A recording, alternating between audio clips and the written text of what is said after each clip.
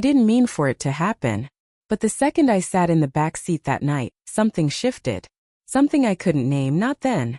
He was just my husband's driver. Quiet. Always on time. Always polite. He never looked at me too long. Never spoke unless spoken to. Which of course only made me notice him more. I remember the first night I rode alone with him. The house was too full. Another fundraiser. Another room of polite strangers pretending to care. I told my husband I had a headache. He waved me off, distracted. I don't even think he looked at me when I left. The car was already waiting out front. Black. Sleek. Too quiet. He opened the door for me without a word. And when I slid into the back seat, God. The silence.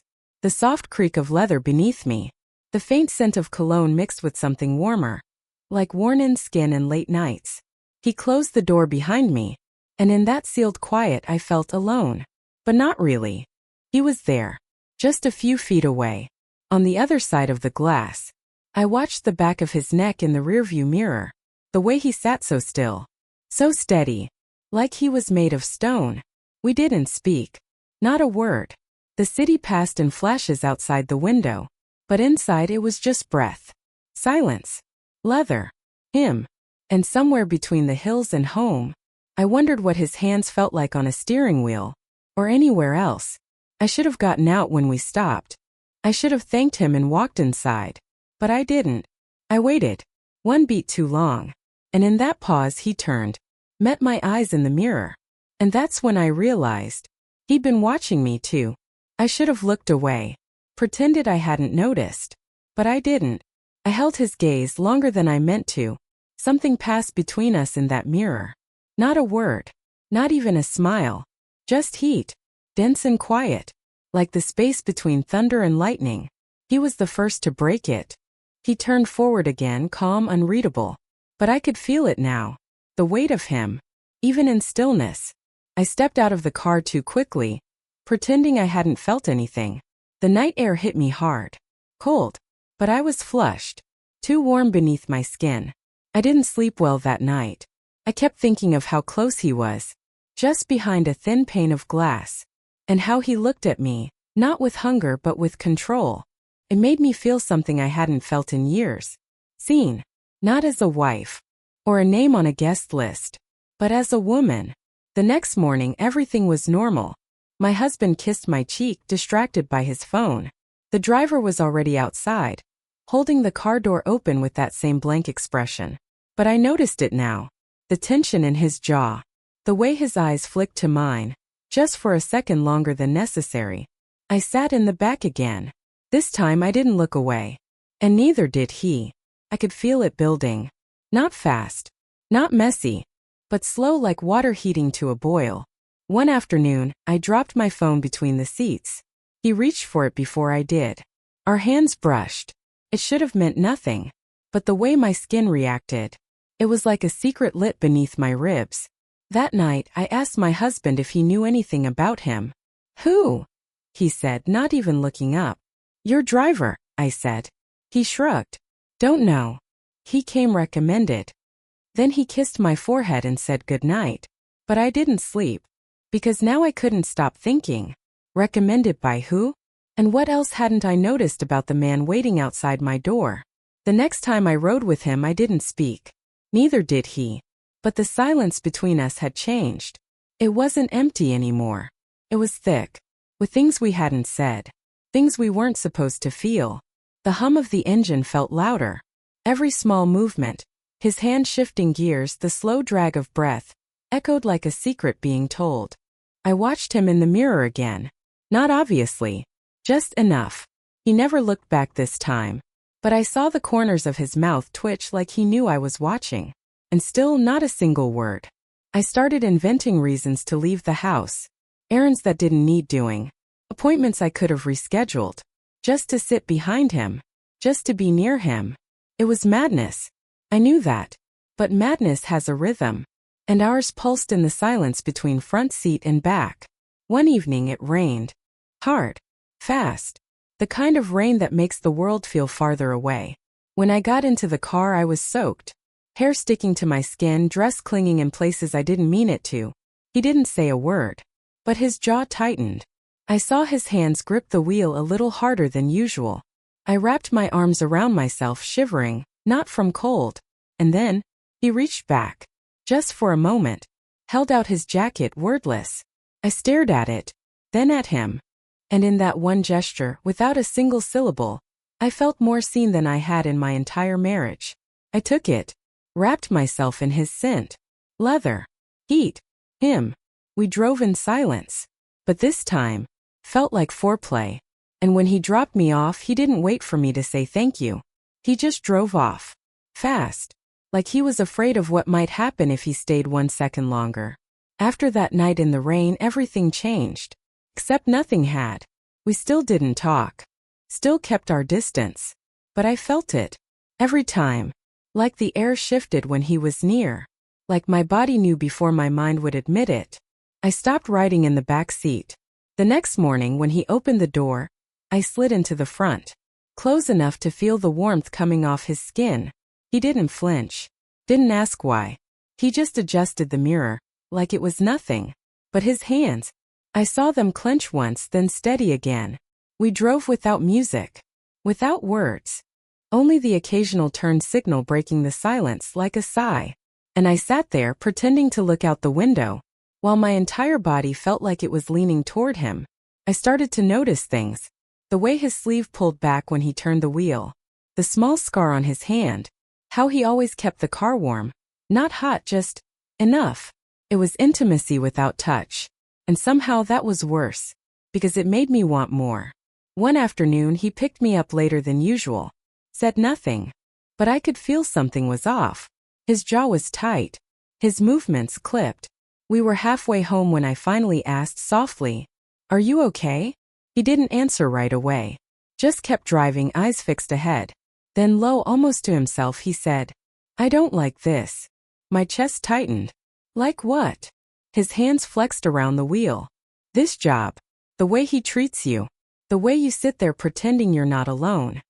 I didn't know what to say. I'd never heard him speak like that. Like he'd been holding it in for weeks. And then softer, barely audible. "You deserve better." We pulled into the driveway. But I didn't move. He didn't look at me. And for the first time since it began, I realized he wasn't just watching me. He saw me. I didn't go inside right away. The car had stopped, the engine ticking in the cool evening air. But I just sat there, watching his hands rest on the wheel, motionless, strong, unreadable. "You deserve better." The words were still ringing in my ears, and I hated how much I needed to hear them. I turned to him slowly. His eyes were straight ahead, locked on nothing. So I whispered, "Then why do you keep driving me back to him?" That made him blink. Just once. But I saw the muscle twitch in his jaw. He didn't answer. And I didn't press him. But something had shifted again. This wasn't fantasy anymore. This was two people sitting too close to something they couldn't name. 3 inches of space between us, and all of it electric. I didn't sleep that night. I laid in bed beside my husband, his back to me, listening to the rhythm of his breath, wondering how long it had been since he touched me like I mattered. My skin still smelled like the inside of the car, like leather in him, and I couldn't wash it off even when I tried. The next morning I told myself I would end it. Whatever it was. I got in the car early. Dressed too simply, too plainly, like that would make a difference. Like I could pretend away the pull in my chest. He glanced at me once when I slid into the front seat again. And that was it. No music. No greeting. But his hand lingered on the gear shift just a second too long. And I caught my breath when he did. We stopped at a red light. The morning sun pouring through the windshield, soft and golden. And then without turning, he asked, "Do you feel it too?" My mouth went dry. I couldn't answer. Didn't have to. The light turned green. But he didn't move. And for one terrifying, exhilarating second, I thought he might kiss me right there in the middle of the road. But he didn't. He drove on. Like nothing happened. And I sat there, pulse racing, wondering how much longer we could pretend. I started watching the clock more. Not for meetings, not for dinners. Just for the moment I knew he'd be waiting outside. That car became my sanctuary. The only place I could breathe. But we still hadn't touched. Not really. Just looks. Pauses. his hand brushing too close to mine when he reached for the console. It was like we'd drawn a line, invisible but sharp, and dared each other to cross it with our eyes. And every day we came closer. One evening, I told my husband I'd be late. He didn't ask why. Didn't look up from his laptop. I went nowhere in particular, just rode with him. Through the hills. Past neighborhoods I didn't recognize. It was quiet, except for the sound of the road and my own heartbeat. Then he pulled off near an overlook. The city stretching wide below, glittering like something from another life. He parked. Left the engine running. Neither of us spoke. I stared out the window, fingers twisting in my lap trying to hold still. And then, he reached over. Slow. Deliberate. Not to touch me, but to turn off the engine. The silence that followed was deafening. I turned to him. And for the first time he didn't look away. His voice was low. I don't want to cross a line you'll regret. I swallowed hard. I already have. In my head. 100 times. He closed his eyes for a moment, like the weight of that confession hit him deep. Then softer. Tell me to stop. I couldn't. Because I didn't want him to. But I didn't say that either. Instead, I said the one thing I wasn't supposed to say. I don't want to go back. And in that silence something broke. Something old. Something that had kept me cold for years. And the way he looked at me after that. It wasn't lust. It was hunger, yes, but it was also restraint. Like he'd been holding back something fierce and fragile all at once. He didn't move right away. Didn't reach for me. Just sat there, breathing like the air between us was heavy enough to drown in. I could feel his restraint. Like a rope pulled taut inside him. Not because he didn't want me, but because he did, and that terrified us both. I shifted in my seat. Just slightly. And he turned finally. His eyes met mine and I swear I forgot how to breathe. There was no pretending left. No polite distance. No lines. Only this thick, aching stillness between two people who had already crossed over. With every glance, every silence. He leaned in but slowly. Like he was waiting for me to flinch. To regret. To say no. I didn't. His breath touched my cheek before anything else. Warm. Careful. Almost reverent. And still his hands didn't move. They stayed on his lap. Clenched like he was holding them back with everything he had. Because this wasn't about control anymore. This was surrender. I turned my face toward him. Just enough to brush my lips against his. Not a kiss. Not really. More like a question. And the answer came in his exhale. Sharp. Unsteady.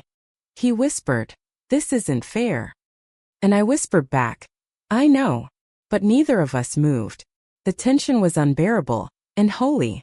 Like standing on the edge of something too sacred to ruin. And then his voice, low, almost broken. "If I touch you now, I won't be able to forget how it felt." I swallowed hard. And said the truest thing I'd ever said. "I don't want you to forget." He turned away then. Hands gripping the wheel like it was the only thing holding him together. And when he finally spoke again, it wasn't a question. It was a decision. Tell me where to go. And I did. But not home. He didn't ask for directions. He just drove. Like he already knew. The city blurred behind us, fading into something quieter. Darker. Only the road ahead, the low hum of tires on pavement, and the weight of what we weren't saying. I watched him in the dim light. His profile sharp but softer now. Like he'd dropped something heavy he'd been carrying for years. And maybe I had to. We pulled up to a place I didn't recognize. A small hotel. Simple. Tucked behind trees. Anonymous. He parked but didn't move. His voice came low. "We don't have to go in."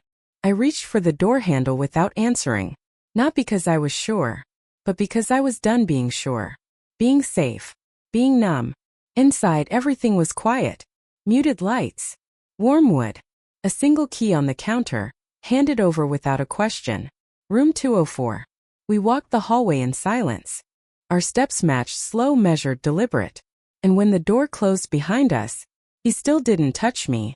He just stood there, looking at me like he wanted to memorize every detail. It was unbearable. The way he waited. The way he made me feel like I had a choice. So I crossed the room. Stood in front of him. Close enough to feel the heat radiating off his skin.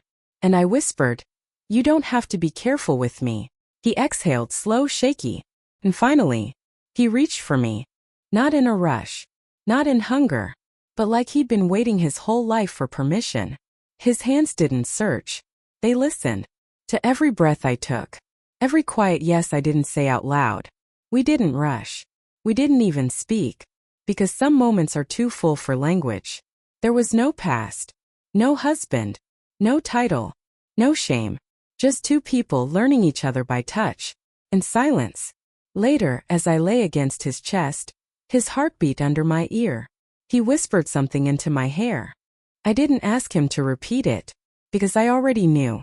It wasn't just that he'd driven me away that night. It was that he'd taken me somewhere I hadn't been in years. Back to myself.